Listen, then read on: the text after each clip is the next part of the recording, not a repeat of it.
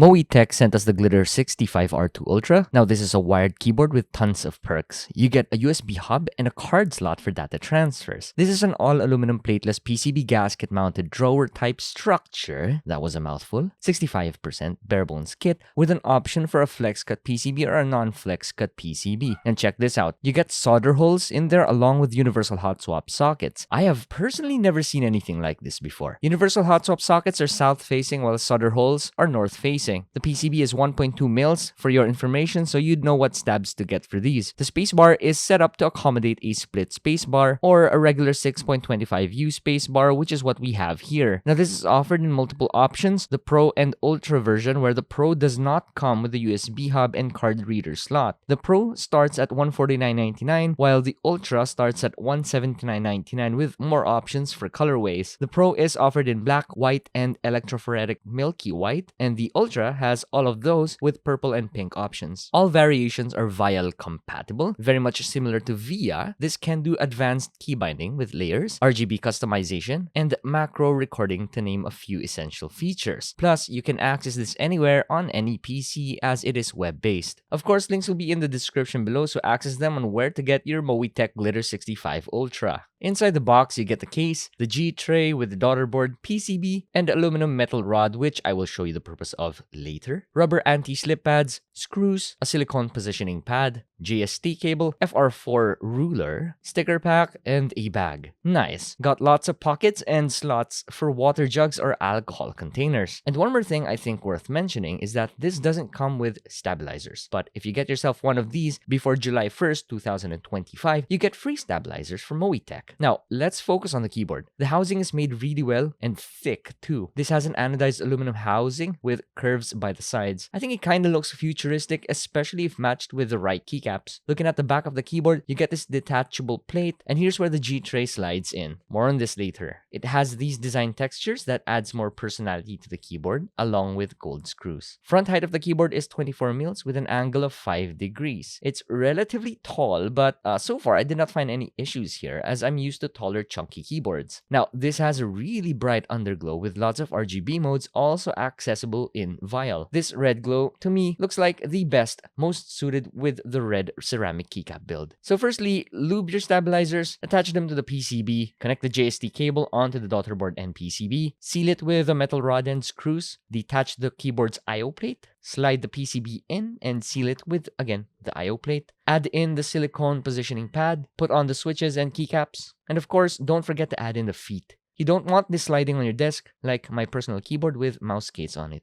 Don't ask me why. Now, time to do our sound tests.